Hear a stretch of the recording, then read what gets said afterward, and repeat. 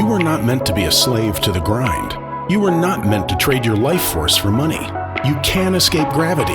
You can unlock your life. You got this. Let's go. Hello and welcome to Unlock Your Life. I'm your host, Jennings Smith.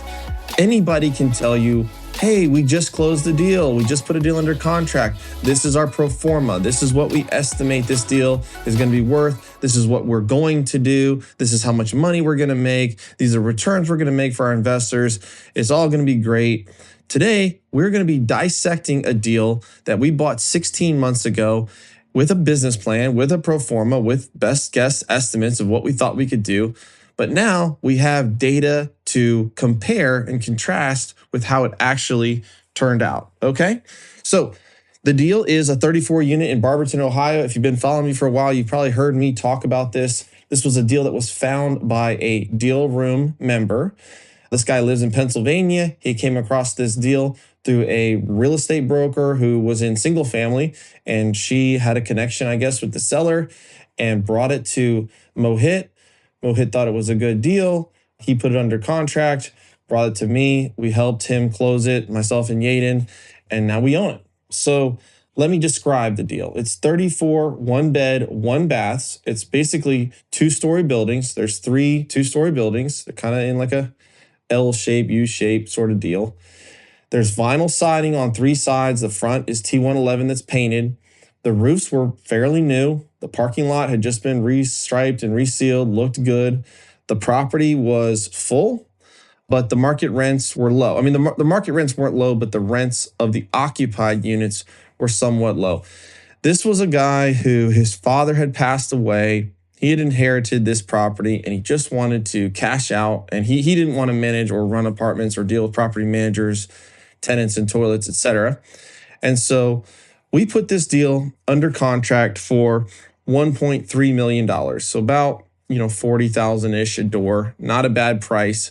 However, the current rent where they were actively rented at, the average was only $480. $480 a month, because remember, they're only 1-1s. And Barberton, Ohio is sort of in the middle of Canton and Akron. So not a tiny town, but definitely not a big town, not a really low cap rate market, and very low rents. However, in doing some research and talking to property managers there, we figured, okay, the market rent is at least $700 for 1-1s. We should be able to get at least $700. We should be able to get $35 a month on top of that for utilities, because we were paying for their water and sewer and trash. We can get them to reimburse us for that. And if we do that, well, it'll be a good deal. So we put it under contract. We got a lender involved, and kind of at the 9th hour, we were about a week away from closing.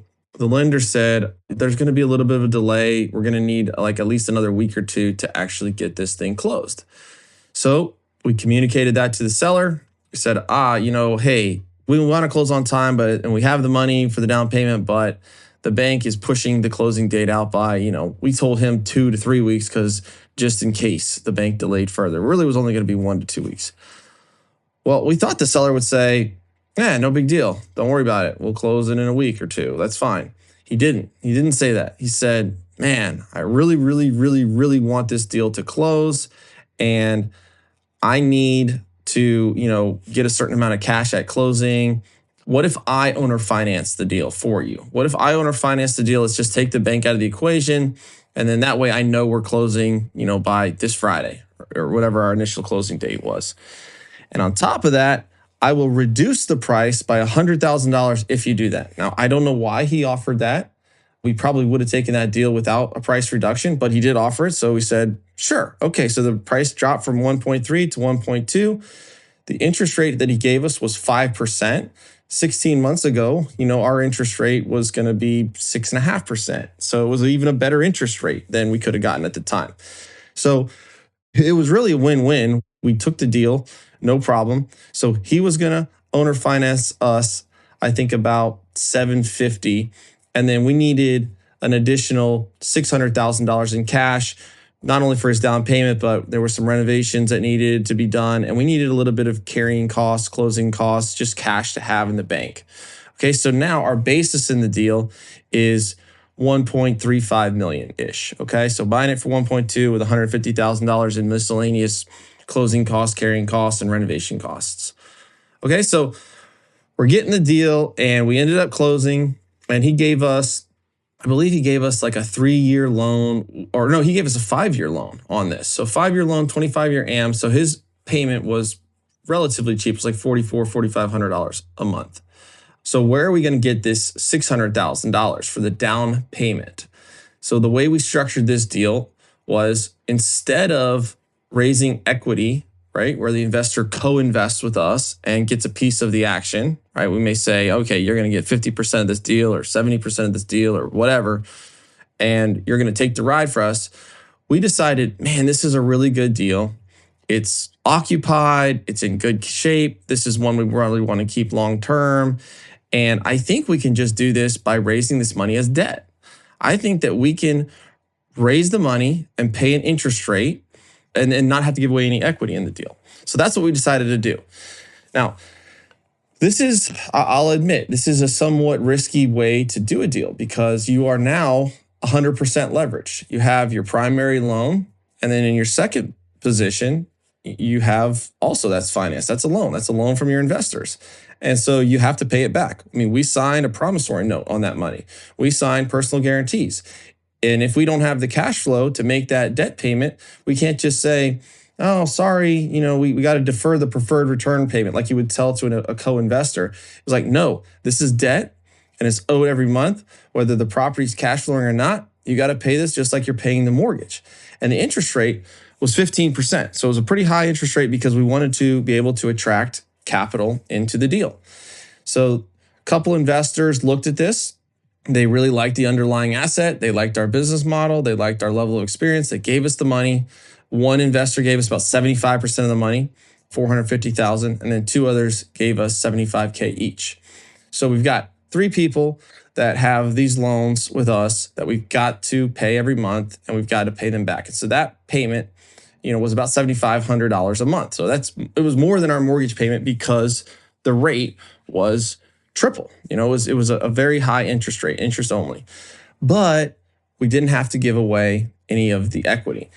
So we're looking at this and we're saying, well, is this a safe way to structure this deal? Can we make this work?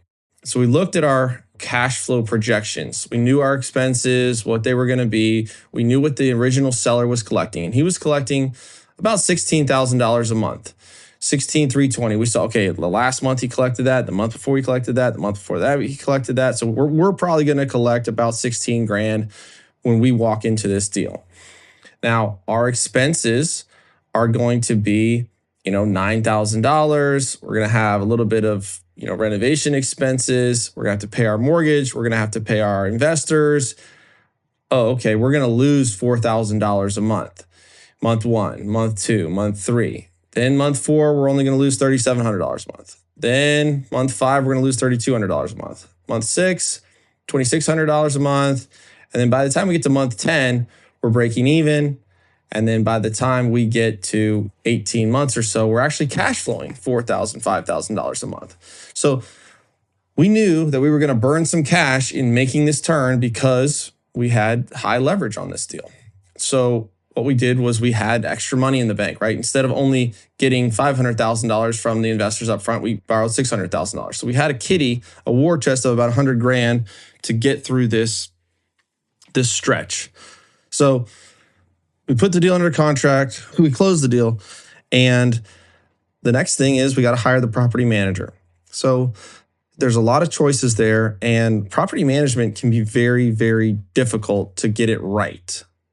And if you don't get it right, it can be very, very painful because now you've got to stop, you've got to fire this person, you got to find a new one. It's going to take 3 or 4 months to see if they're even doing a good job. So you really want to get this right. So we spent a lot of time identifying the right property manager. Do they have similar sized assets? Do they have one key person who's in charge of everything that if they get fired or they quit, the whole thing falls apart? Or have they divided the labor? We're going to visit their properties. We're going to see, is there trash laying around? Are the properties look well kept? Are they well maintained? What's their leasing process? How are they marketing it? We're going to test and call their management company posing as a client and just see what their process is, how smooth and efficient that is. And so we ended up identifying a great property management company, and they managed the property for like $50 per unit per month flat fee, which was a really pretty good deal. As long as the unit was leased, they were making $50 a month. And so we hired them and started meeting with them weekly to make sure that they were keeping it on track. And so I want to talk to you about our inputs on the analyzer. I know that sounds boring and scary, but I wanted to, it's important because underwriting is it's a science, right? I know my numbers, but there's unknowns and there's an art to it. And you're making your best guesses on stuff. So what do I mean by that? Well, if you think you can get $700, well, that's just a guess. Until you actually get $700 and you sign multiple leases at $700, you really don't know if you're going to get $700. You think that you're going to get, your insurance premium is going to be X amount. Well, until it's hard quoted, you don't know what it is. And even then it could change. Same with the taxes. You estimate what the taxes are going to be. You estimate what your maintenance is going to be, et cetera, et cetera. So our estimation was our total expenses per year was going to be about $125,000. This was 40% of the revenue on this. And in C-class multifamily, I like to go 45 to 50%. We initially underwrote it at 45%, and it ended up being about 40%. Now, part of that is Mohit was great at watching the expenses, but another part of that was we exceeded our revenue. And as you exceed that revenue, that percentage number drops down.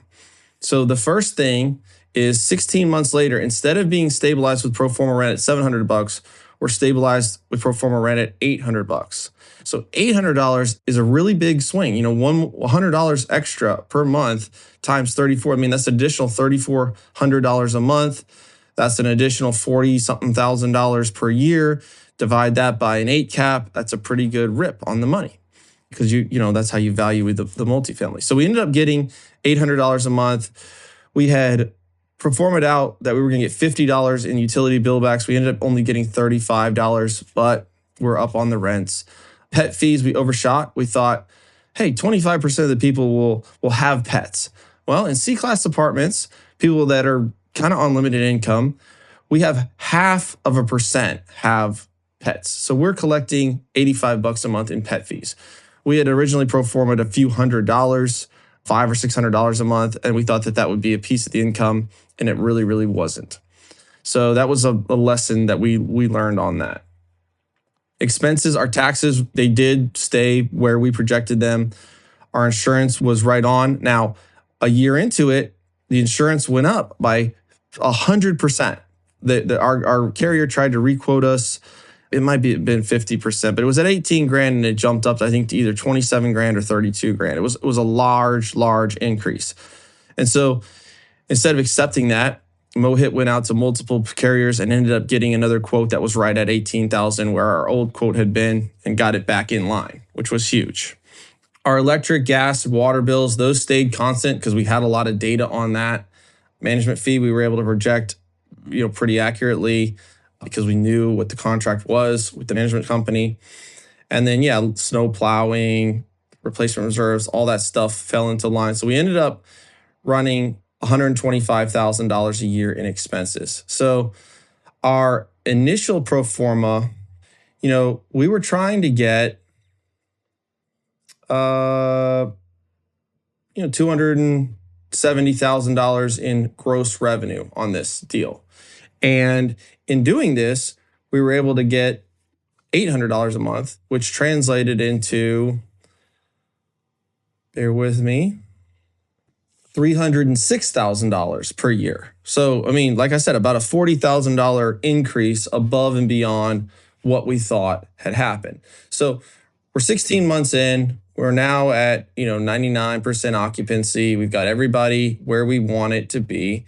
And we had projected cash flowing in month 18 to 20. We were going to be cash flowing $4,000 a month. We're actually cash flowing $5,000 a month. So we're beating that because we got a little bit better on the rents and the valuation. So we had hoped to be able to, once it was stabilized, what's the valuation going to be?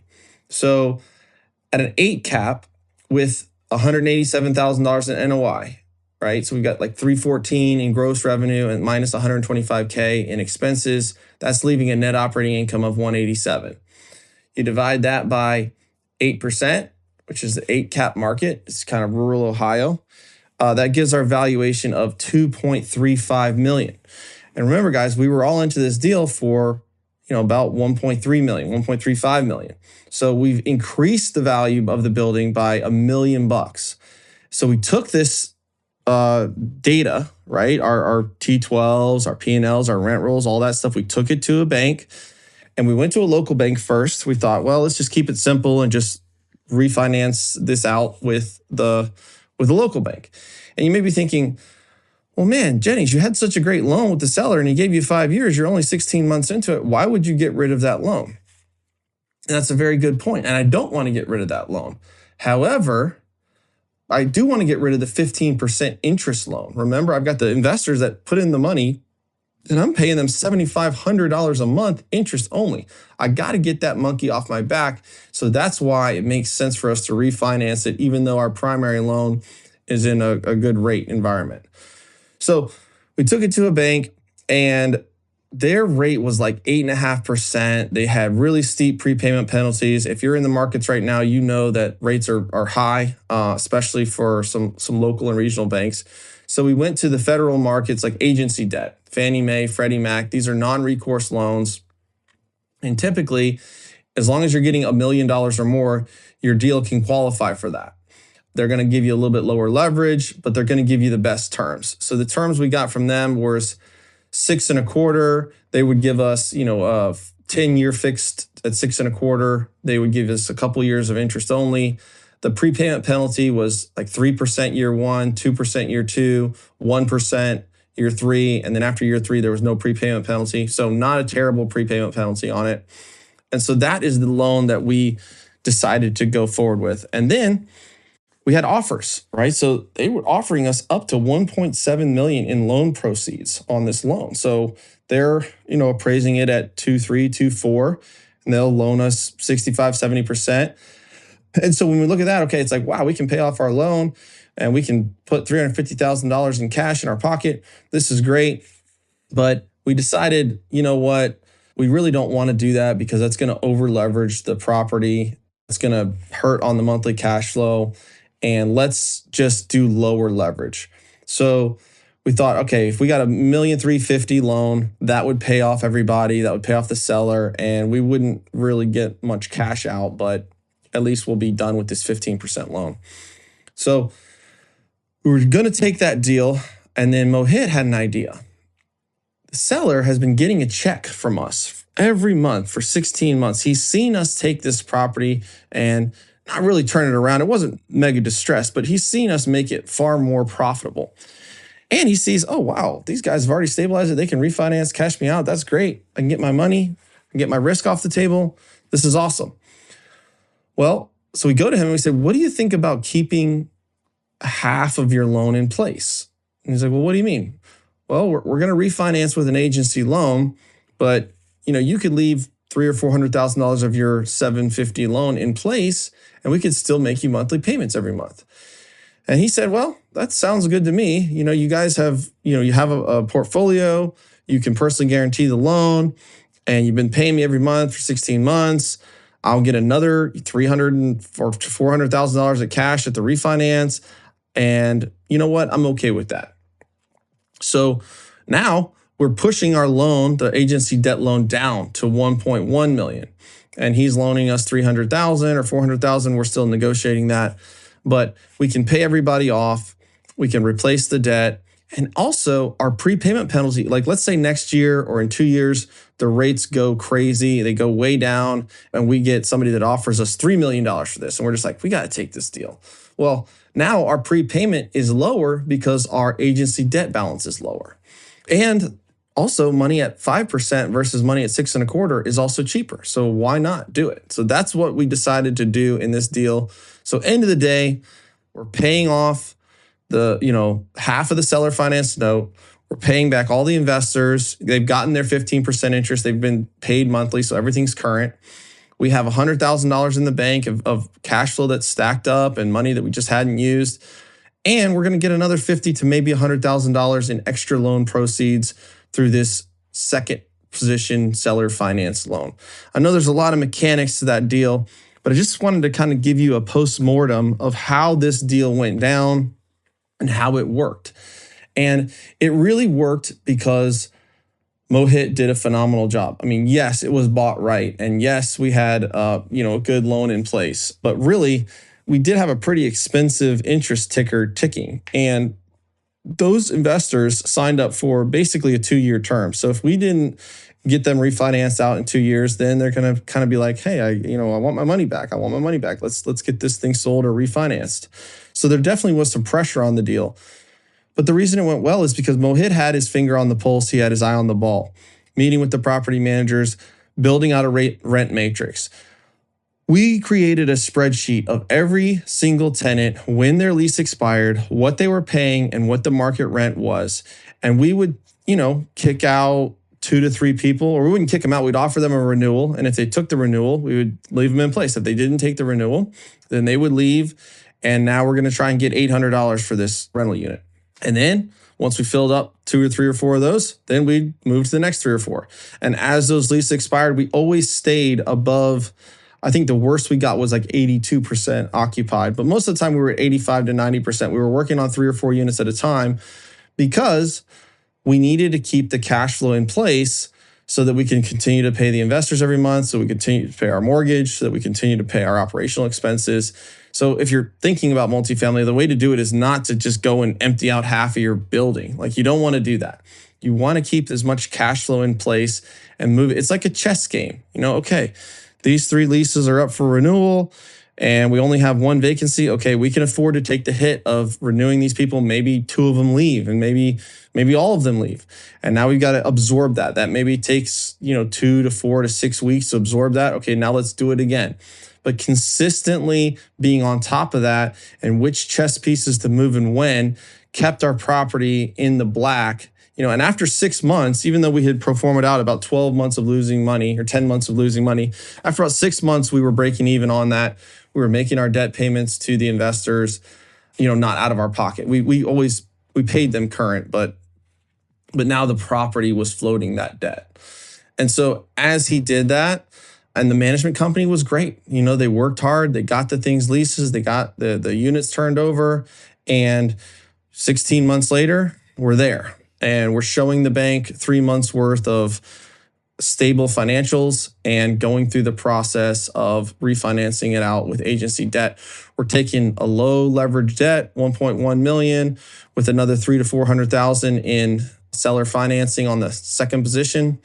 And the appraised value is, 2.3 to 2.5 million. So, and the cash flow, after all this, remember, we're not paying that $15,000 or $7,500 a month to the investors. So our cash flow, even though our debt is theoretically going a little bit up, right? We had 1.35 million in debt. Now we got 1.5 million in debt.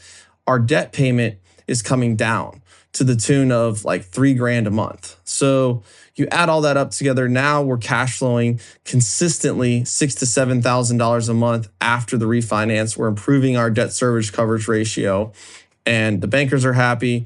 The investors are happy because they're out of the deal and they got their money, and we're happy because we got successfully, exited the lenders, the investors, and we hold this property. We can cash flow $6,000 to $7,000 a month, and we own it 100%. All right, guys, that's all I got for you today. I hope you enjoyed this case study deal breakdown. Take some time this week to unlock your life. And if you want to learn how to do deals like this for yourself, shoot me a DM or go to mfmim.com. We've got a website. It explains how the deal room works. It explains what it costs. And if you go through that process, you can book a call with me or Yaden. We can talk about where you're at, see if this is something that will work for you. All right, guys, peace.